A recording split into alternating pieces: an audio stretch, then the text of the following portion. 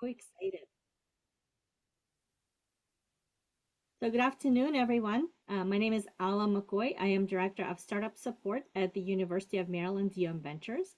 And I would like to extend a warm welcome to all of you who joined us today for the next installment in Startup Fundamentals workshop series, both live webinar audience and those watching a recorded version on our Startup UMD YouTube channel.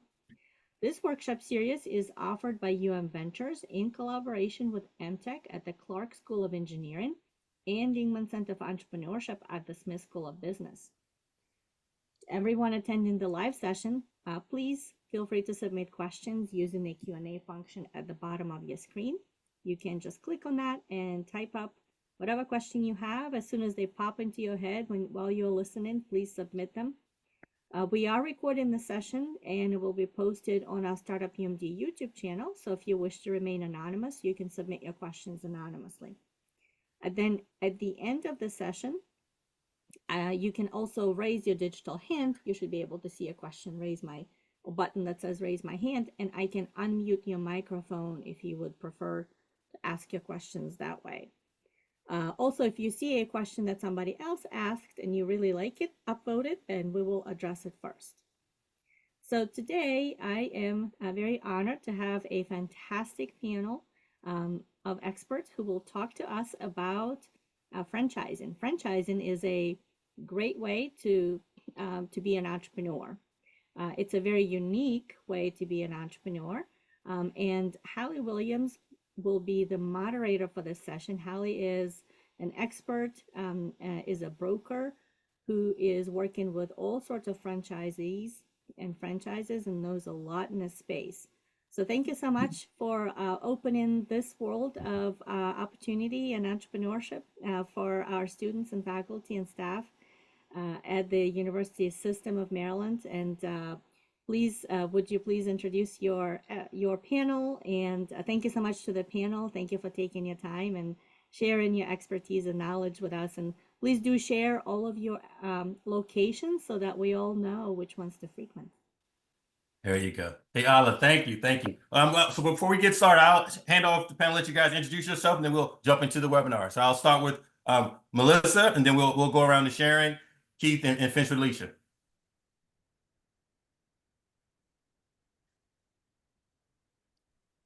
You're on mute. Thank you. Yeah. All right. Hi, everyone. My name is Melissa Hallie. I am an owner and operator of 5 Rita's Italian Ice franchises in the Baltimore area. I'm also a doctorally prepared nurse practitioner. I give you that information so that you could see that you could have a profession and then still have a business on the side, per se. I've been in the business since 2017, alongside with my husband and my children now. And yeah, I'm looking forward to sharing my experience with you. I am a Maryland alum as well, so thank you for having me. As far as the mission of Rita's, if you're not aware, Rita's is a nationally known dessert franchise in the country. Our motto is Ice Custard Happiness. So we are really passionate about delivering super friendly guest services. That's our primary role. At the same time, providing you with a cool, smooth, tasty treat that is really warming your heart and allowing you to experience a happy treat experience. So that's really the pride of Rita's, is super service, exceptional product. Our products are made fresh daily. We do use natural products. We use real fruit in our Italian ices. We offer a combination of Italian ice and custard. So that's Rita's. All right, next. Hallie, am I next? Yeah. I'm just checking the order. Good morning or good afternoon, everyone, or good day, depending on what time zones you are in. My name is Sharen Phillips. I am also an alumni of the University of Maryland at the Business School. I am the co-owner of Genesis Signs and Graphics, which is a private label franchise. They are those in the industry. And so it is owned, the company name is by a company called Sign World. And what Sign World does is basically work with the ecosystem to create franchises which you can privately label, which is what we did. And we've been 7 years in the business. If you're not familiar on what signage is, anything that's bigger than an 11 by 14 piece of paper is a sign. So think about all the signs out your office that says your name. Think about the corporate logo behind you. Think about the flyers that fly to tell you that Rita has ice cream happening. All of that is signage. We have been in business for 7 years as a private label franchise. We are based in Long Island, New York. My husband manages it on a full-time basis. I still have my corporate job. And so that's an interesting mix in terms of how you can stay in your primary field of expertise, which is marketing for both myself and him. We have no experience in production, but we leverage our marketing and business acumen to basically drive our growth of our company. So super excited to be here. I am thinking when you start having one franchise, you start thinking about the second one. And I'm like, always talking to Hallie about what is next and what is possible, but can I dip and dab in? So excited to lean in my expertise today. Good. Thanks for joining. Next up, Keith. Good afternoon. My name is Keith Singletary. I'm the owner-operator of 2 Chick-fil-A franchises in Prince George's County, Largo, Maryland, and Capitol Heights, Maryland. Chick-fil-A's overall vision is to really be the world's most caring company. And we try to do that by providing a great sandwich, a great experience, and also through fast and accurate service. I'm excited about being here. Been in the business for, just celebrated 24 years. Started when I was 5 years old, so don't try to do the math there. And so have just thoroughly enjoyed what it is that we do. Our desire is to really impact the lives of those around us, and we do that through the auspices of selling the chicken sandwich. And so glad to be in this business. Franchising to me is one of the best things in my life, besides my belief, my wife, and my kids and family have been franchised. And so I'm excited to be here and looking forward to any questions that you may have for me. Thanks for joining us. My pleasure. Next up, Alesha. Hi, good afternoon, everyone. My name is Alesha Magby, and along with my husband, we are franchisees of Tropical Smoothie Café. We have 4 locations in the DC, Maryland area. Our most recent one just opened at right across from Morgan State University, where we both met and graduated from. We also are franchisees of Phoenix Salon Suites, which, I'll get into later, but we added that to our portfolio about 2 years ago. So we're expanding into that.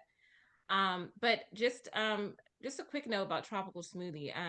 Their mission is to inspire better. So going into franchising and going and just looking at our life where we were at the moment, that's something that we really just wanted to do, which is inspire better for us, our kids and, our friends and family. And, it was our first time franchising. And, I would say it was the best thing that we've ever done, like as Keith said.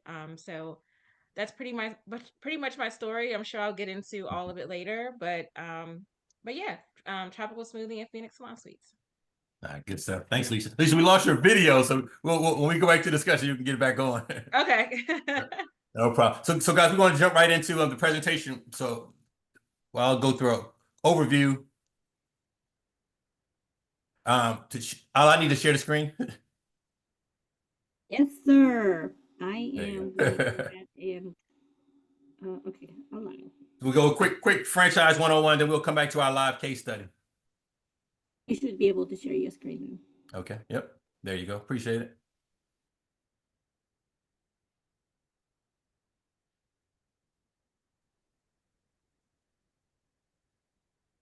All right, so we'll go right to introduce myself, Hallie Williams. As you guys know, I'm a Maryland alum. Sit on several advisory committees on campus in the engineering department and with entrepreneurship. We actually had an entrepreneurship summit in the spring, and so we're going to try to do something also next year during Career Week. So be on the lookout for those partnerships, and we want you guys to come out and help us continue to grow our entrepreneurial ecosystem here at the University of Maryland. Franchise consultant as well as loan broker. So I work with entrepreneurs, aspiring entrepreneurs to own and operate. So help them with the funding, which is always the challenge. And we're going to talk about in discussion today, different levers you can pull on as far as financing, debt and equity financing. All right. Overall agenda today is go over some key franchising 101 terms, the acquisition timeline to acquire a franchise. We'll highlight some resources. And as you heard just now from our panel, we have a live case study. You can actually ask owners and operators, how successful and challenges they're experiencing. All right. What I'll do is I'll wait to the end and put the QR code again so you guys can reach out to us. But for right now, you take a screenshot of it and then I'll show it at the end. All right. As you guys know, the world has changed in ways that now require everyone to think like an entrepreneur, whether you're in corporate, whether you're in education, always looking for opportunities, problems, opportunities, and needs, and find ways of how to solve those with solutions. And what I always share with people, and why not do it by monetizing it, And so those are the entrepreneurial mindset that we all must have. So when you talk about franchise, here are some different types of franchises. What I'll share with people, franchising was the original entrepreneur came with an idea or concept. And so as they continue to grow and they expand on that vision, they have a crossroad. How do they continue to grow and scale it and spread what they're doing around the country? They got two options to scale. You can either continue to invest and include other investors, or you can recruit other entrepreneurs to execute on that vision. And that's what franchising is. It's a business strategy that really allows you to execute on that vision. And whereas franchise is more of the actual agreement. And you'll hear us talk about that because it is an agreement between that original entrepreneur, that franchisor, and the recruiting entrepreneurs that they have, the franchisees. All based on that agreement, and allow them to use their branding, logo, ideal customers that franchisor has been able to nurture and identify who are the ideal customers for their product or service offering, and then shared revenue. That's also a component of franchising. So I always share with people, it's important to get those terms down when you talk to people in the industry. So franchising is the business strategy, and franchise is more think about that actual agreement. Okay, and here are the players as we shared with franchisor and franchisee. And I share with people, be careful, make sure you understand the difference in what role you want to play. As you guys heard in the panel today, we have several people who are franchisees, but with Startup UMD, we have people who actually want to start out as a franchisor. They have a vision, an idea, concept that they think they can nurture and expand on. So all these different roles are needed in the community, as well as vendors to support those franchise businesses. So those are all opportunities for those in our startup community to pursue. As well as, and I'll share with you one thing we talked about in the Entrepreneur Summit. It's also a way, you hear a term that people often use now, entrepreneurship through acquisition. So it allows you to acquire a business and become an entrepreneur with assistance, buying a business in a box. Those are terms we oftentimes use. And as Ala mentioned earlier, if you have any questions, don't hesitate to either put them in the chat and then she'll read out. So we definitely want you guys to be more informed and prepared along your journey, entrepreneur journey. And two roles that I think are very important is no matter what type of business that you start, you need to have an attorney, either a legal service or actual attorney to assist you with reading over contracts and formulating that operating agreement. And so in franchising, we require you or would like for you to get a franchise attorney, especially as you'll see in the next slide. When you get that disclosure document and you start learning about those different business models, you want to have someone else who's knowledgeable and have experience in the industry to be able to read over those documents and help you to navigate through them. But then my role as a franchise consultant, I connect aspiring entrepreneurs or even business owners who want to expand into franchising or want to extend their portfolio into buying other businesses, as well as consultants that actually work with business franchise owners once they're up and running to help them keep those businesses sustainable. So those are different roles that are in the franchising industry. All right. Next up, as I shared with you, is the franchise disclosure document. And so one thing that's unique about franchising is regulated at the federal level and at the state level.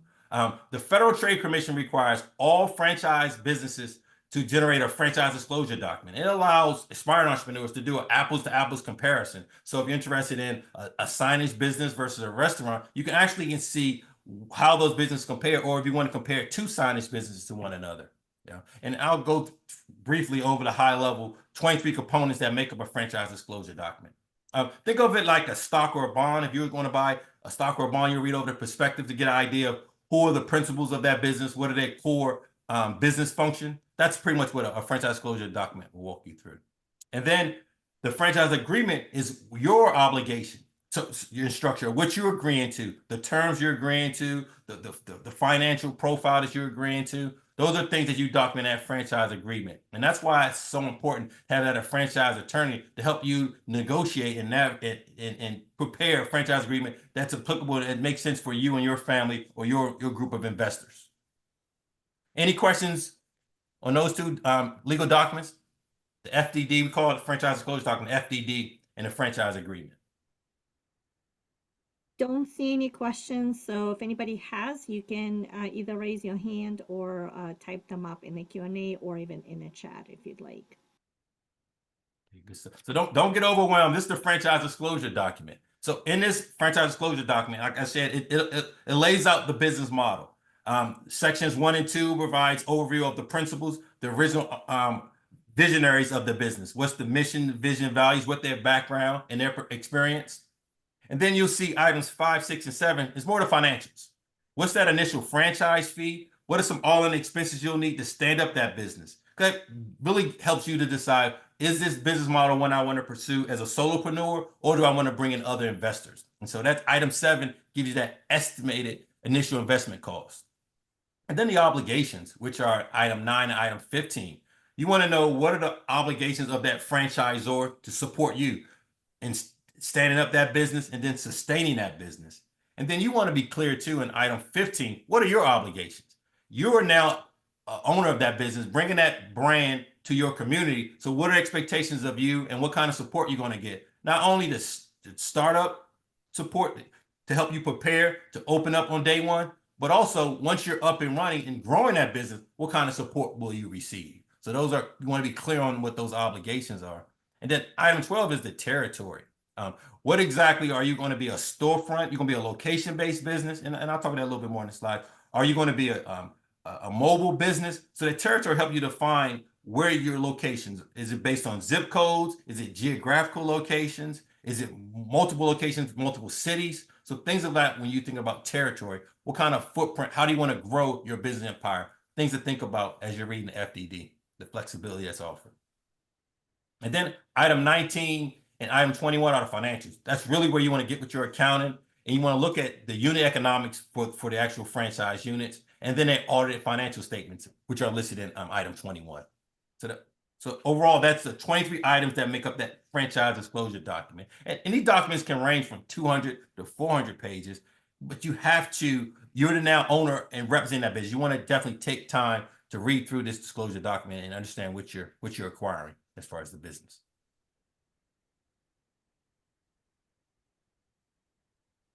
All right, we'll push through. So here are the key financial metrics I share with people. When you talk about acquiring a business, the first 3 are what I call pre-acquisition metrics you need to be aware of, which you heard me discuss. Initial franchise fee, that was item 5, all in expense, and liquidity. How much cash reserves do you have? That's a key metric that the franchisors like, because they want you to be able to sustain that business, especially those first 36 months, which is so important to stabilizing the business. And then post-acquisition, what is your management royalty fees that you're now required to pay? Frequency of that royalty payment, as well as your marketing and ad fees, which provide for the marketing, not only in your local area, but national marketing campaigns too. So you want to be clear on that and what's your obligations there. And then the franchise term. How long are you on in this contract? Is it 7 years? Is it 10 years? So you want to be clear on that. What's your obligations? Because at the end of that term, you might want to grow and scale. As you heard, we have several multi-unit franchise owners here, or you may want to expand your footprint. You know what I mean? So you want to know your flexibility and as well as if you're a location-based business, you want to tie that lease agreement up with that franchise terms. So those are things to think about if you definitely start gathering your questions, because when you talk to the different franchise owners, these are key financial metrics that everyone always wants to know. The pre-acquisition and the post-acquisition, and how they navigated those financial metrics. All right, next I want to talk about the key milestones. So as I shared you, my role as a franchise broker is ultimately when you're deciding on, you're doing the discovery, looking at different franchise brands, and you're comparing, you're reading the FDD, you're reading the literature that's out in the market on those different brands. Your ultimate goal is to prepare for what's called Discovery Day. Discovery Day is when you've done your due diligence, you think, hey, this is a brand that I want to move forward with. You get to meet the C-suite, the CEO, the CFO, the CTO. And you're meeting them because you want to meet the CEO to talk about the vision and values of the business. The COO, you want to learn about the operating system. What are their plans over the next 3 to 5 years? What technology are they implementing? They're using AI? Are they using this machine learning? How are they targeting those different customer segments? You want to talk to your CMO or Chief Growth Officer of Marketing to get a better understanding of what do they see the profile of the business, how the business changed in this market, especially post-pandemic, how things are changing, what are different menu items that they may have, that they have pre-pandemic that they have versus now. You know, so those are things you want to think about when you know Discovery Day. And it's a two-way interview. You're interviewing them to find out if this is the right business for you to acquire. At the same time, they're interviewing you to make sure that you will be an excellent brand representative to bring that business to your community. And so that's where it's important that you prepare for Discovery Day. Next is Decision Day. Some brands call it Decision Day. Some brands call it Award Day. That's when you've done your due diligence. You say, hey, this is the right brand. I have my right team in place. I've secured all my financing. And I want to move forward and sign that franchise agreement. And so some call it Award Day. Some call it Decision Day. But those are two milestones in the franchise journey. Yep. Any questions or anyone want to highlight those? Don't see any questions submitted, but maybe Okay. at the end. But definitely ask our live case study. What was their experience on those 2 days? Those are two huge milestones in acquiring a business. So at a high level, here's the journey where I just described. You do a discovery when you say, hey, I want to acquire a business. I'm not quite sure what type of business model I want to pursue. So you do your due diligence research. Then you make sure, like I said, you're reviewing their finances while you're also assessing your financial profile. Am I a solopreneur? Am I bringing in other investors? Am I bringing in other investors? How much, what capital stack? How do they want to invest in the business? What kind of equity stake do I want to offer them? And then once you've done your due diligence, you're ready to go to your Discovery Day. Then you did your decision. You want to move forward. That's when you sign that franchise agreement. So now you're the owner of that brand, that logo. It's now yours, in that location. And then you prepare to go live and get started, depending on which models that you're moving forward with, as well as preparing your team, your staff, your management staff to grand open that business up and prepare for your customers. All right, I'm gonna hold there. That's the franchise journey. Different brands, this can be as short as 8 weeks, or it can be extended as up to a year if you're doing a build out. So things to keep in mind. And if you've seen along, especially in the College Park, you've seen along Route 1 from the Beltway all the way to the DC line, there's been so much new development, so many new businesses are coming online.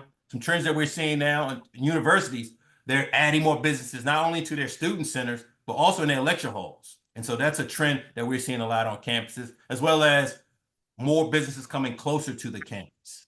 So we're noticing those different trends. I want to push through with the different types. Here's different types of franchise categories, ranging from automotive franchises. We've seen from the pandemic, people are holding on to these cars longer. So Midas, Amco, Mikey, now they're looking for franchise owners. As baby boomers are aging, those businesses, those independent businesses that they had, their kids no longer want to take on those businesses. So there's opportunities in the market. As we also seen through the pandemic with staffing, a lot of people moving jobs and locations. So those are opportunities that are becoming available, well as home services brands. And we talk about repair and maintain. People are in the homes a lot more than they were prior to. And so things are starting to break down, and so they're needing more home services, Mr. Electric, Mr. Appliance, different brands to come in and support. As well as you heard here earlier, healthy eats. That seems to be the trend. All right. So here's the type of business structure that I just mentioned. You can have a location-based business. You can have a service-based business. even web-based business and mobile. And so each one of you start thinking about get started, go live, go to market. Each one of these have those different parameters that assist you. And that's one of the benefits of buying a franchise business to support you to get their business up and running. All right. Let's talk about the money. This is where everyone wants to know, what are the different financial plays that are available? And I tell people, whether you're an investment team, you have different plays. You can go out and buy a single unit business. But if you're really thinking about building out your portfolio, being a business owner, entrepreneur, you might want to consider other financial plays, such as acquiring multiple units. And the flexibility with multiple units is you can buy multiple units within an actual area or county or region, or you can buy multiple units in separate locations, but still the same type of appeal. And I share with people, if you're thinking of building a business out, business empire out, you want to negotiate that on the early part of the deal. So when you're starting negotiating those franchise agreements, if you know you want to build out, you put a down payment on the second, third unit if you know that's where you want to go.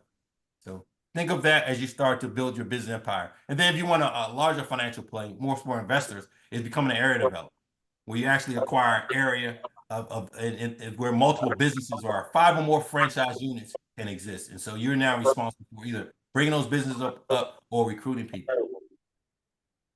We're getting a little feedback with someone asking the question. Okay, and then the master franchise agreement. So you think of like a Ray Kroc and the McDonald brothers with McDonald's.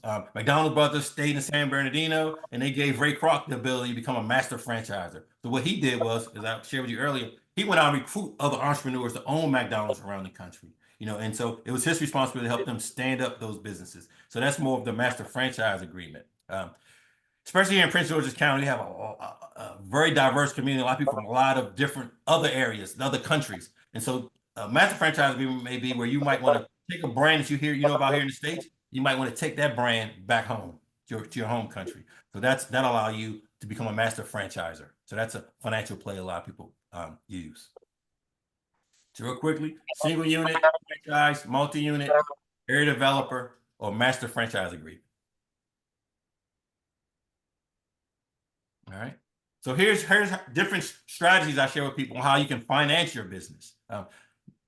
Normally, people automatically go to debt financing, where you're actually going to a bank, Bank of America, Chase, or Wells. But you also have options with SBA financing, and with SBA, they have small business loans, different loan products, such as the 7A, which allow you to acquire the business. The 504 will allow you not only to acquire the business, but acquire the land that the business is on. And then the more express loan, which are like $150,000, $250,000, allow you to acquire smaller businesses. And then the dream loan can go up to several $1 million. Yeah. And then the SBA flavor of those acquisition loans for veterans is the M5. So for my veterans, the M5 is a loan product you want to consider. And then depending on if you're focusing on a particular area or domain, as you saw earlier, I showed urgent care. So if you want to play on, you have certain, it's just like you have entrepreneurs who have the vision of a business, you have entrepreneurs who are in the business of investing, and so alternative lending, that's where they come in. You might hear them called financial technology firm, fintechs. So those are lenders who might specialize in different areas. So if you're interested in like a health services type of business, there are lenders who just targeted in those markets. So that might be another avenue to play on as far as your financing. And then just like you do with any type of other startup, you can explore friends and family. And friends and family is that first seed of investment is always good when you want to go to others, because it lets people know that, hey, I have people that really believe in me, and they've already provided a seed. And so you can ask them to match or different ways to invest in your dream. And then once you get that business up and running, you can play on working capital with the credit cards and line of credit.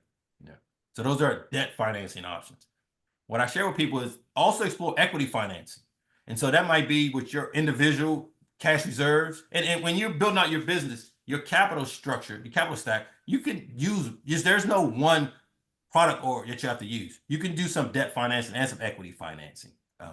And so with securities financing, if you have a brokerage account, or if you have like a retirement savings, like a 401k or a TSP, you can leverage those funds and pledge those as collateral and receive funding to invest in your business, as well as crowdfunding and grants and gifts. I always share with people, definitely explore grants because local jurisdictions have different incentive programs to try to bring certain businesses to their communities. But be careful with the grants. Remember that those are probably one time and not refundable. So try to explore that as an avenue, and definitely talk to other entrepreneurs and see who have gone that journey, because then they can share with you. Because it's important when you're applying for grants, as you guys know, you really got to understand that rubric and be clear on what the expectations of you as that entrepreneur by accepting those grants and gifts. So you want to be clear. And then for the larger financial play, we have our angel investors and our venture capitalists who will invest. So I'll pause there. Any question related to the financing? Don't see any questions. Okay. Here are the different financial profiles for different businesses.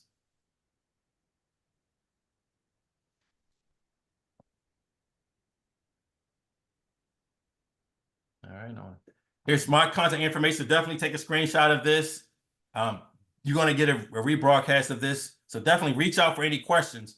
I want to now or follow us at rightnextdoor.biz on Instagram, LinkedIn, Facebook, where we share different programs that are going on. Definitely educate different terms about the industry and different products and services in the franchising community. All right. So just as I shared with you earlier, definitely take a screenshot, QR code, if you could, log in here.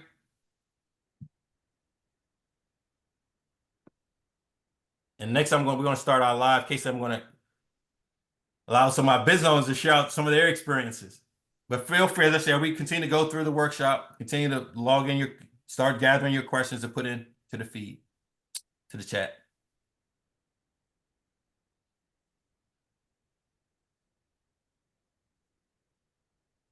Still not in yet, Ala?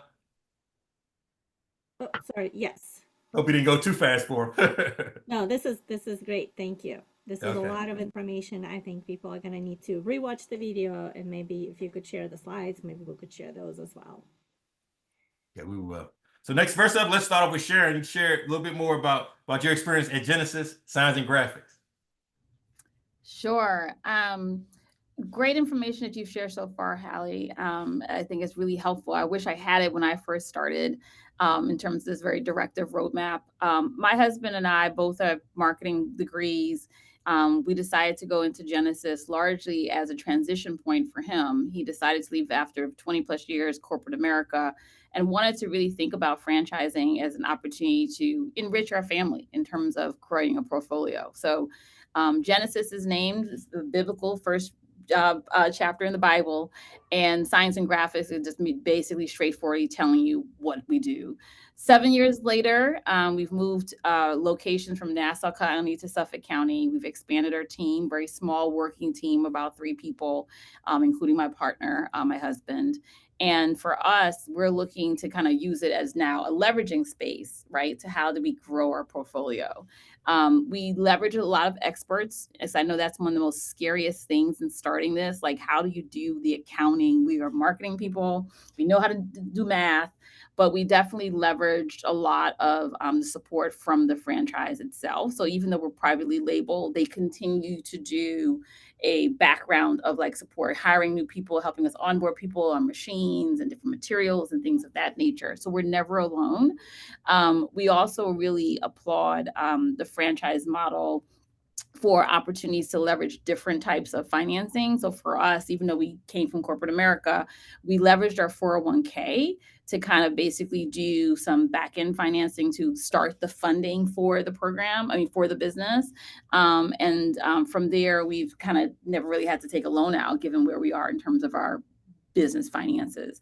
So very exciting overall, very scary. I think that having resources like which you're providing today are really incrementally important for helping people feel more confident, but you can really do this. Just want to give everyone that perspective. Yeah, that fear management and that energy management is so important early on in the journey. Absolutely. Absolutely. So can you share with us some of your customers? I know you're totally B2B space, or you do some. Yes. So one of the things we were very intentional about was to be B2B. My husband and I, corporate America, you tend to be working, Monday through Friday. A lot of consumer businesses are 7 days a week, much longer hours. So we are in a B2B space. We work with a lot of companies, business owners, small businesses like the ones that we have here, but also major corporations as well. We do a lot in terms of diverse supplier diversity, as well as we're certified as a minority woman-owned business. So through our certifications, we work through schools as well. But we are 9 to 5, smaller staff. We also support, where possible, giving back. And so we try to give and work with the local community as well to make sure part of it is marketing, but part of it is also, just giving back. It's important for us to do that as well. No, that's good stuff. So one thing I like what you shared, it kind of hinted on the quality of life when you thought about the business model. So what was that discovery process like? Really thinking about, hey, I want a business that's really more structured business hours, so I'm not working those off-peak hours. We thought about some of the food industries that were here, and for us, and I'm actually contemplating a food option, as we've talked before, but initially we did not want to go into food, right? Because the food is 7 days a week. Your hours are usually like from 11 to 11, depending on where you are and where you're located. So we actually strayed away from food, and we prioritize a B2B, so working with businesses. We thought about, there's a chocolate making cookie company, a pretzel making cookie company, but there's a lot of nuances there that even though small footprints still, turnover of employees and things of that nature. I think you have to decide what's your DNA and tolerance, because everything is not for everyone. You have to decide where you want to work. So my husband, he's the main person. He is a owner operator, as we would call it. So he's there and he's done at 6 o'clock. And yes, there's things we do after that, just like you do in any business, but we're not there with the lights on at 9 o'clock at night. And that was important to us. I think now that we've evolved, we're rethinking that, right? But I think that's something you have to reflect on as you're going into this. What can work for you? And what also aligns to your interest. If you're doing this just for the numbers, because there's certain profitability, then fine. But if you're doing this based on what, for me, it was kind of like, or for us, I should say, what was really important to us, we wanted to leverage our marketing. My husband does have a knack for production, so this was kind of a way for him to tinker on that. But at the same time, we knew there's certain things that just it'd be great, but we wouldn't be that interested after a while. We get bored. So this we stuck with over time. No, good stuff. So I do want to share. So we have a lot of alumni who are dialed in, and faculty and staff, and so they're ready to make that pivot from corporate into entrepreneurship. And so you've been able to see your partner who actually took that full plunge, leaving corporate and running the business. What are some things that you can share with them that you've seen to help them prepare for him? He was able to actually use some of his corporate experience in marketing. So yeah. I think that it's important to have structure. I think people say, I want to be an entrepreneur and I want to manage my own thing. But if you're not structured, that is a challenge to getting anything done, right? Like businesses, maybe working for the government or working for corporate America, gives you a structure, 9 to 5, I'm going to do this task, etc. It also pushes you to do an analysis of your skill set between yourself, or if you have a partner. So my husband and I both have a marketing degree. He has one from Morehouse College. I am truly more operational in finance. I can leverage that muscle. So I'm the CFO, more the operations, but he is that marketing, energy, sales effort. So he's doing all of that more so. And so I think for us, you have to think about what you can bring to the table. And even though you have a company that is private labeled, you have to decide how much of that you can take on. For some people, they want to be able to give me the marketing plan, tell me what to do. You do all the advertising. For us, we hired, even though I work for a digital company, we hired an ad agency to run all our online campaigns, right? Like I was not going in the tool. That's not my focus in my current job. And so knowing what you're good at and what you can basically outsource, even though that may cost you money, what's the ROI on that versus you trying to struggle? Like we were trying to struggle to do our monthly accounting and P&L statements. And I was like, nope, we're hiring someone. They do it. They get it to us. They run our QuickBooks. We're set up. We're ready to go. So understanding the nuggets of those things are so important to help figure out your success, to help drive your success. Then I love like the entrepreneur ecosystem. So important. Hey, Sharon, thank you for sharing out a question. If you can hang around, question, we're gonna have more questions toward the end from the.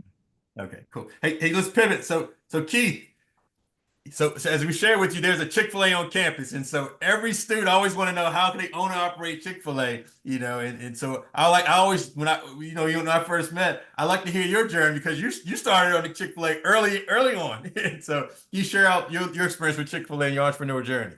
Be happy to. Thanks so much again. I tell you, so 24 years in the business, I would tell you right now, it is. It's easier to get into the CIA than it is Chick-fil-A. And it sounds funny, but it really is the truth because 4 years ago, I started this, Chick-fil-A was not a household name. It not only is a household name now, it is quickly becoming an international name as we start opening in Puerto Rico, Canada, restaurant. A couple of years ago, they're going to be opening Singapore, London, and so the company is tremendous. And so me, I like what you talked about the process getting into Chick-fil-A. I just want to speak specifically to that. It would literally be anywhere between 3 months to 3 months to. And the reason I say that is because Chick-fil-A is You kind of went out, Keith. Can you hear me now? Yeah, you go. Yep. Did you say 3 months and then we didn't hear the other part of that?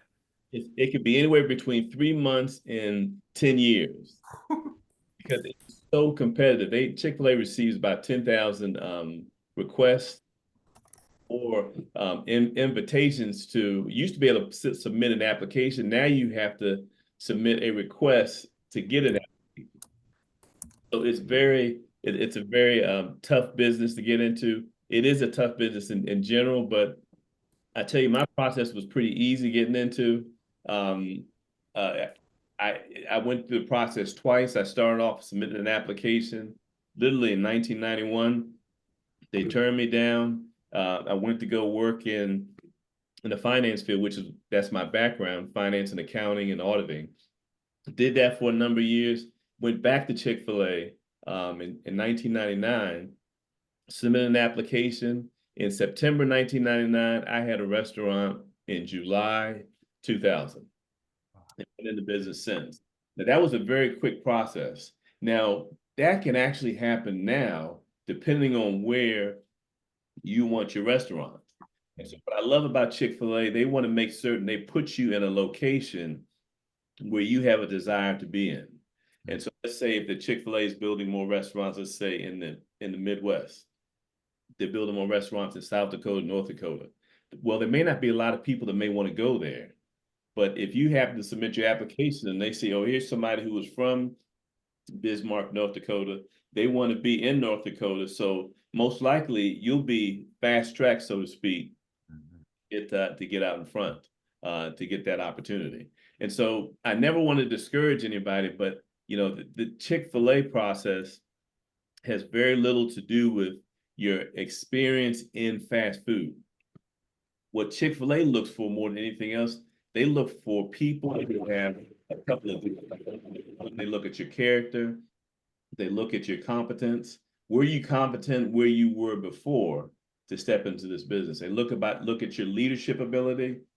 They look at your finances, your credit, because those are the things that they look for. Because it's not so much the money. And if I can share with you what the money was, if you all saw that chart, I think, Hallie, the first amount you had on there was it over $100,000? I think. Yeah. Chick-fil-A, yeah, under 250,000. So that's where Chick-fil-A is. So right now, when I got into business, it cost me $5,000 to get a franchise. Now it's 10,000. It just went up about 5 years ago. And so it's a unique opportunity in that for $10,000, what Chick-fil-A will do, they'll build you a $4.5 million structure, which includes all of the equipment, all of the you provide all the food to get you started, but then after that, you're given the keys to run the restaurant. Mm-hmm. While we don't have any ownership in the business, Chick-fil-A owns we own the business, Chick-fil-A owns the building, the real estate, et cetera. So we're just really leasing that back to them.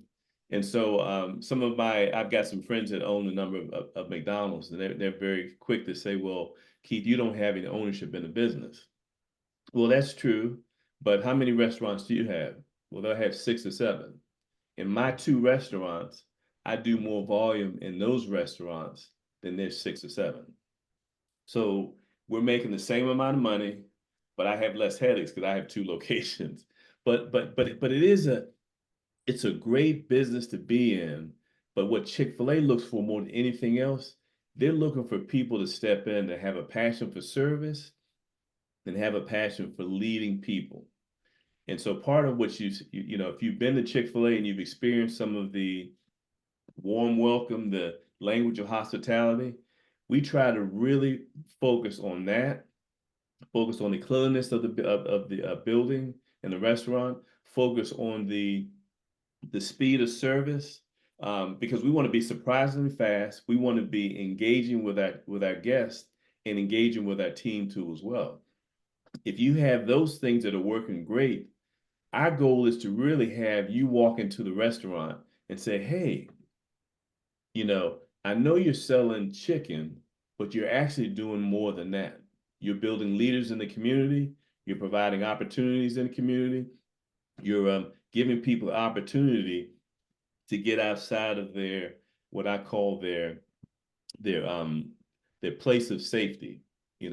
I can list several people that have never been out of the state of Maryland, never been on a plane before, but we've had an opportunity to send them not only to corporate office, but internationally to do some things, not only for Chick-fil-A, but do some philanthropic things that we do too as well.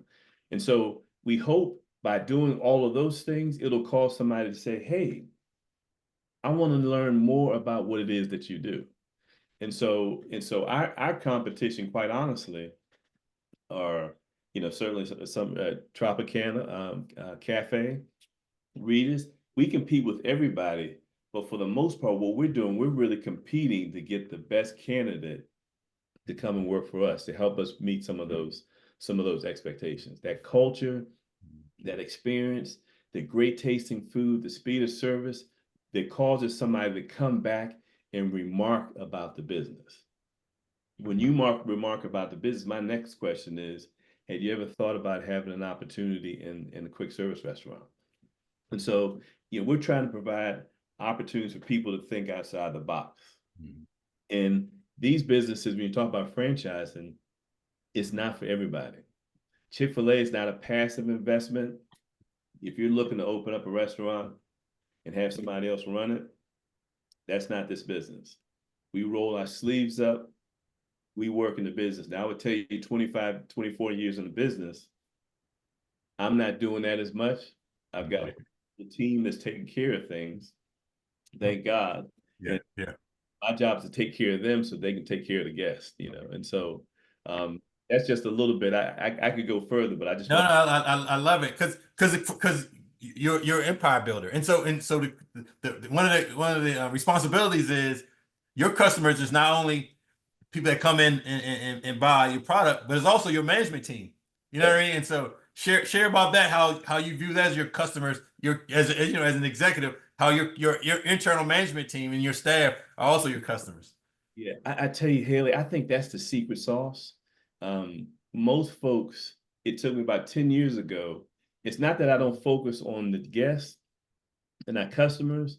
I said, hey, if I can focus more on my team and create an environment for them where they'll want to come in and work every day, get paid a nice wage, have an opportunity for progression, then we'll start setting up what we call succession planning.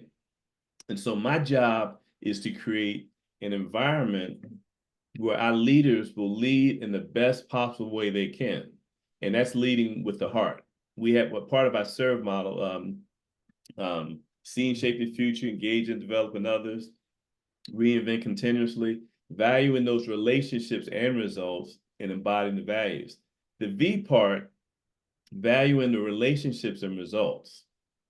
We believe you can have the best of both worlds. You have it was the icing on the cake and your cake too as well. and so part of that, we built a system. When you come into the organization, if you come in as a team member, we have a roadmap for you to get to general manager. And so when you provide that for people, they become excited because they can see a career in this industry. Mm-hmm. So we spend a lot of emphasis, a lot of time on selection, making sure we have the right person that has a passion for service, but also selecting the right leader who has a passion for people, because people will help motivate people. And if you do that, the business will continue to grow. I love that. I love that. we're gonna circle back around. I'm gonna keep. So, I see any questions in the chat? We actually have a question from Sharen. Would you like to ask it live? Yes. How do you find out about locations, about the availability? I think people don't know about where a Chick-fil-A may want to be. Well, you can go to Chick-fil-A.com and there'll be a general location.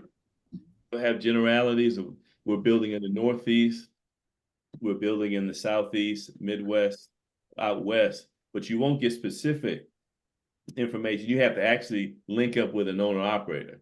So I've got a list of where new restaurants are potentially going to be going all over the country. And so that's the only way that you can really determine where the openings are.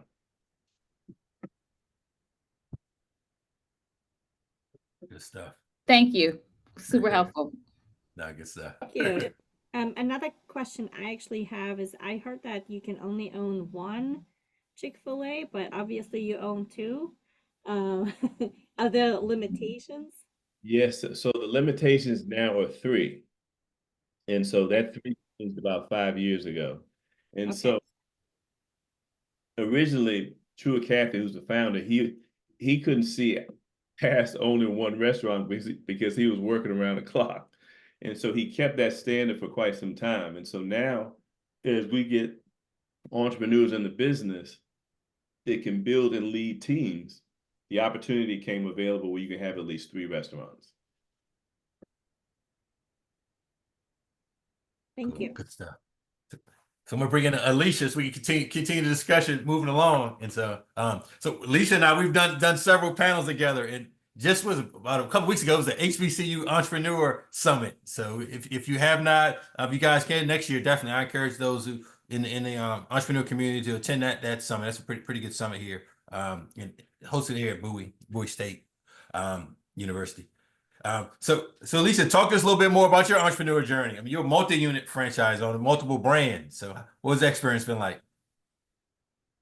So once again, so my husband and I, we are a husband-wife duo, and again, we graduated from Morgan State University. I have an IT security background. My husband has a procurement background. We also have master's degrees too. So we had this whole idea if we were just going to do corporate, work in our corporate field, and retire from there and work our way up. And that's not how it's going to happen. I see. But we always have this strong belief in ourselves. And that's one thing that we talked about over the course of the years is just like, we have all this educational background and we have all these goals in corporate that we know we can climb. But, what is it that we can do together to make beneficial of like ourselves, our family, and most of all, community?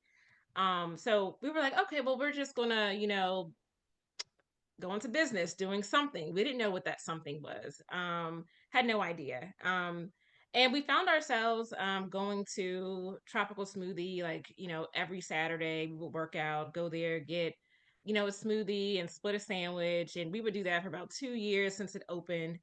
And then one day I just happened to like literally turn around the back of the cup because they used to advertise franchising in the back of the cup. turned around the back of the cup and it was like, interested in franchising with a question mark. And they're like, they had the number. And I said, oh my goodness, it's the sign. It's literally right here in front of our face. So not knowing nothing about franchising, I called the number, and this nice young lady answered the phone, and we're friends to this day. And she was the liaison between corporate and the franchisee. And for about 6 months, we were talking to her. And the only reason it took that long too, because we wanted to do our due diligence and figure out what franchising was about. And Tropical Smoothie at that time was just pretty new in our area. So we took about maybe 6 months. We Googled everything about franchising. We probably bought every book on Amazon about franchising. We talked to everybody from the Tropical Smoothie family in this area when it came to franchising. And we said, okay, this is it. And it was. We opened our first location in Temple Hills, Maryland, and that location was specific to us because we wanted to go into food deserts. So we knew it was going to be really, really hard because one, we're going in underserved communities. Some of those areas have a little bit of more crime too. And then, but we had a purpose, and that purpose, just like Tropical Smoothie, was to inspire better. Inspire better as far as what we look like when it comes to having your own business, and also bringing a healthier food lifestyle, a healthier food business in the community. That community embraced us so well. We were the number one inline space out of Tropical Smoothies top 100 for about 3 years until they started realizing. And let me tell you about that location. That location, our first location, was a location where Tropical Smoothie didn't even want to go into. It was, again, underserved. It had a little bit of more crime area, and it was a food desert. And like I told you before, we were the number one inline space out of their 100 stores at that time, for about 3 years. We dwindled down to maybe number 5, and the reason why that happened is because Tropical Smoothie realized that we're going to go more into Prince George's County, into those food deserts, into those lower income areas, and expand, in which they did. And they did the same thing. It took a little while to approve our location, but they did, and we expanded more into Washington D.C. and to Baltimore, because the territories in Prince George's County, they were sold out. So, but look, going into franchising, you have to have a strong, super belief in the fact that you can do it. And I have a great partner, and I don't know everything. My husband actually is the face of the business because he's out there more than I am. I literally sit at my desk. I do a lot of marketing. I do payroll. I, determine what else are we going to do. But he's pretty much the face, and that partnership works great because he has a strong suit that I don't. We're both customer oriented, but I realized too, my husband knows how to talk to customers versus myself. So it's better for him to be in that face of the business, because customers is what pays the bills, and customers is what allows us to hire these young adults all the time. So that partnership works. um Let me also tell you this: I work full time. Crazy enough, right? Crazy enough, I work full time. I personally like my IT security position. um my husband actually quit his job, and eventually I probably will quit at some point, but God has allowed me to utilize my time very well. And that business, to be honest with you, having a full-time job for me, it did cut into the business a lot, because sometimes, like, I'm taking away from expanding. But it also allows us to not use business resources into personal resources. So all that business income, that's used for business, and my job is solely for personal it's benefits, things of that manner, because those things are expensive. Yeah. One thing I will say about what I realize now, being 5 years in, we've opened a business. We opened a business every year for the last 5 years. And then we opened 3 businesses 2 years ago. We opened 2 tropical smoothies and a Phoenix salon suite. So that was very challenging, but we did it. But one thing I want to say is that now I'm starting to realize, like Keith said, it's about the management of people. Now I'm starting to say, like, now we've created a management company. So before we have individual LLCs, but now we're building a management company to oversee all of the businesses because we share resources like human resources, payroll, marketing. So I didn't ever think that my individual locations would be this management, this brand for myself and my husband. And now our goal is, we want a building. We want our management name on a building because we have a core business but core functions, and we are supporting the community and our and the people who support us. So that's our biggest thing right now. If we're going to have this business, this management business that oversees all of our franchises, our next goal is to have a building with our name on it, and I believe we'll get there. So I never thought franchising would get us here, but it did, and I never thought franchising would allow me to have relationships with everyone that's on this panel and call. I've been to Keith's office and I've asked questions. There's a lot of things that I just don't know, but this franchise community is so linked, and people are just really happy to help you. I've never seen it ever in my life. It's just that we are all linked together and we are all trying to help each other. And I've never been in a situation or a business situation where it's like this. And I know for sure, based on my ability, my husband's ability, and our belief in ourselves, and then just the connections, I know for sure the failure rate will be low. So that's my journey. Tropical Smoothie is, like I said, it's a healthier lifestyle with food and smoothies. But I wouldn't have it any other way. I'm so lucky to be in this brand. They have held my hand over the course of the years, and lucky to have a brand that's willing to hold your hand. Some of them are not like that. Some of them not like that. But again, franchising is just looking at yourself in the mirror and just saying, I believe in myself, and then it's going in and just doing it. So that's my journey. No, I love it. I love it, especially that management piece, because that was gonna be one of my questions, because I know how you do spend time with your staff and asking them what are their goals, and so can you share about that some of the things that you've done working with the staff to help nurture them and help them dream. That's a good thing too. So a lot of my managers, district managers, and managers now, they've been with me from day one. These are young adults, less than 30 in age. Some of my staff didn't even have a vision on where they were going to go. Some of them, were in high school when we got together, and now they're younger adults. They didn't know exactly what their career path's going to be. But they've stuck with me. And we always say they were riding in this plane and we didn't even know how to fly it. And so with that, we are so indebted to making sure that their career, it takes off. They went from hourly to salary, and those are wonderful things to see. We are always investing in what they want to do, and the funny thing is that they want to just stick with us. And because of that, we're more willing to do some things even when it comes to personally. We have, I hate to say, but sometimes it takes a person who wants to succeed in their life, maybe their first apartment. Well, guess what, you're here with us, we'll do a favor for you. We might have to put that down payment on your apartment just to see you succeed, or maybe just we'll donate or just purchase a car. Now it's not it's not an expensive car, but those things help us just like it helps them, because they might not even have the resources, but if we have the resources and we are able to, if they've given their time to us, and not allowing us to work in the brand, like my husband now works outside the business.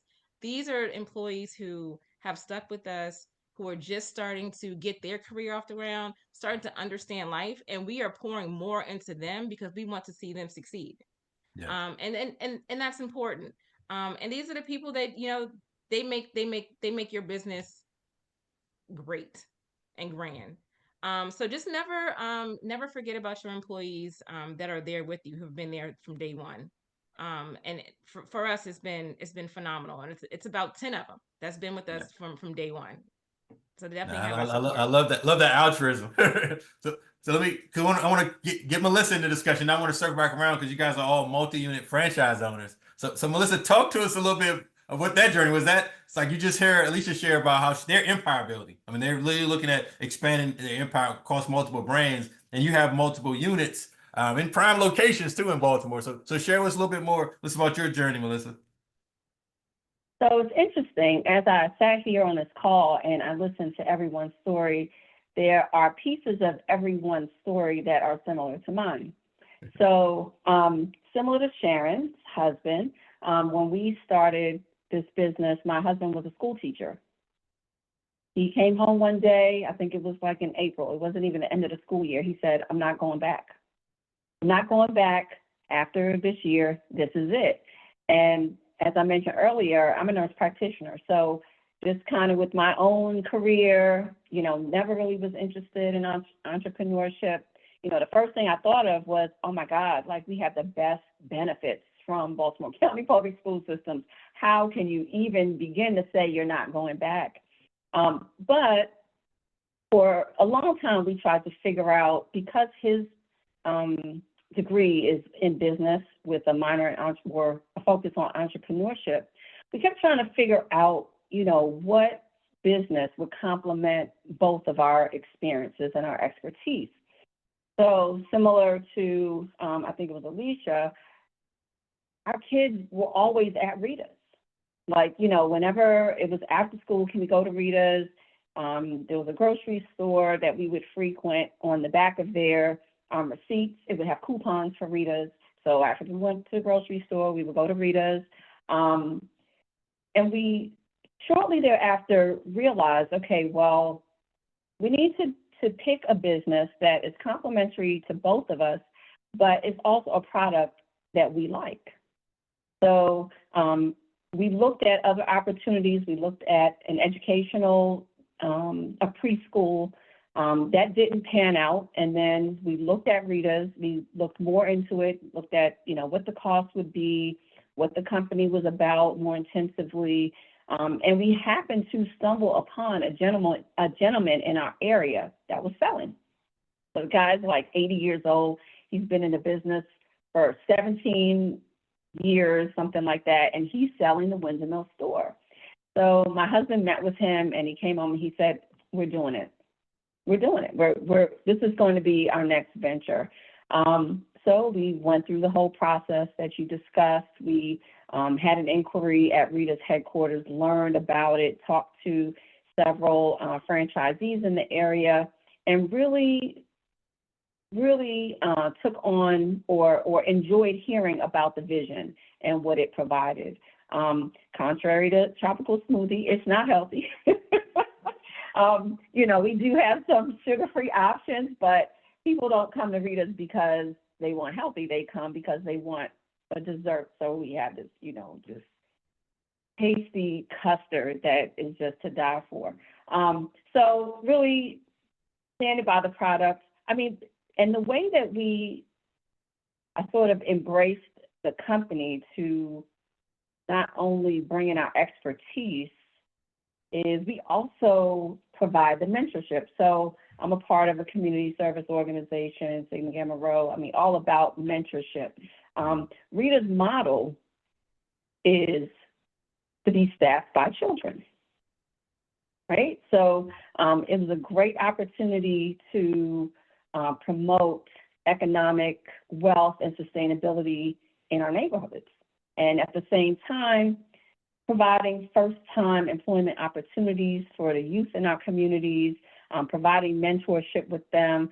Similar to Alesha, we have employees who've been with us from day one. We've actually seen them graduate college, and they're now in law school and things of that nature. You know, it gets to a point for some of those, so like the ones that are in law school, like, you know, the summertime, they're no longer coming back, but we get referrals from them. So we do, you know, catering events and things of that nature. And, you know, very often it's a prior employee who will refer people to us for our services. So we started with our first location in November 2017. We purchased it from the gentleman very shortly thereafter. And actually, even at the onstart of purchasing Rita's, my husband knew he wanted to be a multi-unit franchisee because kind of how you make the money, right? like owning one shop of a Rita's with a low-cost product is not going to make you rich. So he knew at the onset that we needed to be a multi-unit franchisee. We actually opened our second location in Catonsville in the September before COVID. So in March of 2020, that was a hit for us because we had just opened our second location. Many Rita's locations are walk-ups. So you just walk up to the window and order. This location that we have in Catonsville is actually a restaurant style. So we built it out. So unlike the first acquisition where we just purchased from someone, we actually needed the resources to totally gut this bank and build out our Rita. So it was very cost intensive. So to open during COVID, try to open back up for the season per se, in COVID was a challenge. But that was our second location. But we persevered through that. We opened our third location actually during COVID. We opened our location at the Inner Harbor in July of 21 as a gentleman was selling it. So the Inner Harbor location was one of the highest producing sales shops in the Rita system. So we did that. Continuing now to partner with programs such as YouthWorks in Baltimore to help bring in more youth into the equation. And now we have our Baltimore Street location, which is in a redevelopment zone in Baltimore. So that's a unique neighborhood, and then also into the CFG arena. So, I mean, that's our story. As a result of COVID, like I'm sure many of the colleagues here on the line, we had to sort of pivot and look at our model a little bit differently and say, okay, well, how can we persevere during these challenging times? And as a result of like DoorDash, we were able to really kind of dip into the third-party delivery arena, which has helped. And now it's like second nature now for people to DoorDash or order online and things of that nature. So it's really been a great growth opportunity. Similar to Alesha, we also developed a management company. So now we have M&A Hallie Management Limited, which is just human resources. So all of our employees are employed through that company, and then we're able to have them work at any of our locations. So that helps with staffing. Yes. And it's also advantageous, I guess, protecting our assets as well, because the management company has no assets. So those are some things that I learned. That's smart, especially keeping good quality staff. That's so important, you know. So share with me what was as you continue to grow. I mean, you opened up in the midst of some challenging times. You know, what were some things that you were able to learn from those earlier, especially since you acquired those businesses? So you kind of like had to put your stamp on it. You know what I mean? It's with the staff, with the community, reintroducing yourself. How did that prepare you when you opened up those newer stores? What were some of those learnings? Yeah, so some of the learnings were, definitely we needed to market our third-party delivery, our involvement in that arena. We got more involved in catering. So trying to figure out how can we do more business outside of a location. So not to be confined to a location, but how can we promote the business and cater to sales outside of these four walls? So that was definitely something that we learned during that time. We learned how to garner support. So we applied for COVID relief, PPP, grants.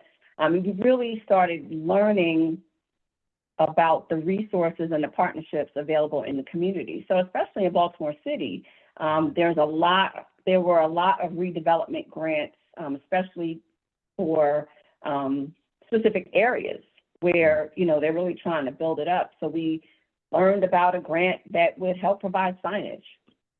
just little things like that. We really started doing more research on what opportunities are available to help us. I mean, unlike these brands on the line, you know, our products are like $3. You know, so we're talking about $3 a cup. We're seasonal. We close from October to February. So you really have to figure out creative ways to, and be intentional on ways how to be smart in the business, make money during that short period of time so that you can sustain services and then continue to grow. So I think those were the ways, those things that we learned during COVID. We had time, like, you know, there was time when we were just closed. So we had to, you know, start thinking, okay, what are we going to do here? And we just opened our second location. We're not making it, we have to pay rent. Like, what are we going to do? So it really gave us the opportunity to start thinking outside of the box and then connecting with community resources.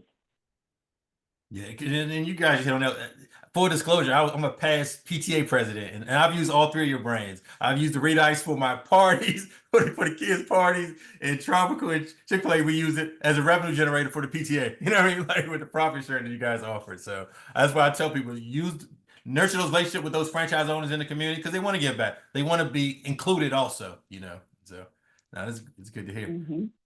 So any questions, or the floor is now open if so some of our attendees, you guys want to ask questions of the panel, feel free. Or if there were points that you guys, I know we moved through kind of quickly, that you guys want to reinforce, either Keith or Alesha, some things you want to reinforce, feel free also. The floor is open. Yeah, I had a question for Alesha. Is with the different concepts that you have, are you able to utilize staff at both locations? Are there some that kind of go back and forth? Yes. So we utilize a lot of the staff at all locations. And we tell the staff too, because there's some young adults who work with us. They also want a part-time job. So we say, look, if you want to stick here at this location and want to work part-time at another, you're more than welcome to do that too. You know, Maryland and DC have two different hourly wages, you know, so that kind of works in our favor as well, especially for the DC locations. But yeah, I'm all in favor of utilizing resources and then bringing people up. So, you know, our crew members, some of our, you know, our district manager was a manager. And then before that, she was a shift leader. And then before that, she was a crew member. So we try to utilize and try to just train all staff members who want to be in a management position. We try to train them up so they can stick with us and stick with us for a long period of time. But yeah, we definitely utilize resources. Definitely so.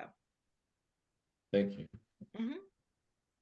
And I just want to say that's so important because, you know, finding good help is challenging.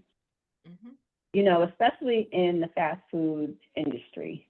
So it's really important as a franchisee, a leader, to not only find the best help, but really groom them for the next level. As we mentor these youth, you know, they're learning the skills necessary that we hope that will take them out into the future, into their future careers. You know, maybe it's in our industry or maybe not, but it's so important. It's such a challenge when you lose team members and then the money, the resources that are required to hire someone new, train someone new, and then still operate at your best, especially when you have great employees.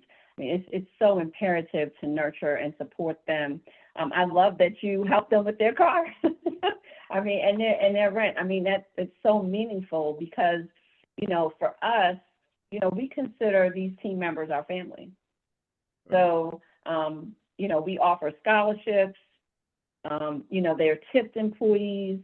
You know, we know their parents. Like it's a whole collective. We encourage them in their college journey. I mean, it's so critical to really have these interpersonal relationships which are supportive with your team members, because human resources is essential to any business, and that hiring process is a challenge. It's a challenge. And the culture today is hire slow, release fast. You know, so if you can nurture those relationships, good Yeah. quality people. So I want to stay compliant, Ala. So I don't want to run over. So I do want to say thank you to the Startup UMD for this opportunity for us to share out another way you can acquire a business through franchising. And all of us, we're available. We're in the community here in the state of Maryland, which is ranked number 7 in franchising by the IFA. So that's a huge accomplishment that we've all been able to contribute to achieving that goal. And so for those of you all who attended these workshops here with Isla, they provide you with technical assistance to build up those entrepreneurial muscles. And so we want to thank you, Isla, for all you guys have done through the Startup UMD technical training, the workshops. Yeah, thank you so much, Hallie, for organizing these. And thank you to all of the panelists for sharing your really fantastic and interesting experience. And I loved it that you actually had questions for each other. That is fantastic. We had professional development day right here. Exactly. Yeah, I certainly learned a lot. So thank you so much.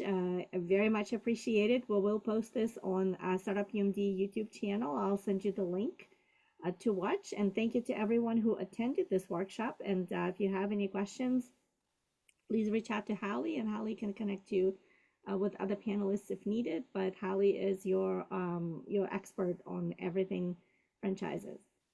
Thank you so much. Hey, thanks, guys. See you guys soon. Okay. Thank you. Have a Thank great you. day.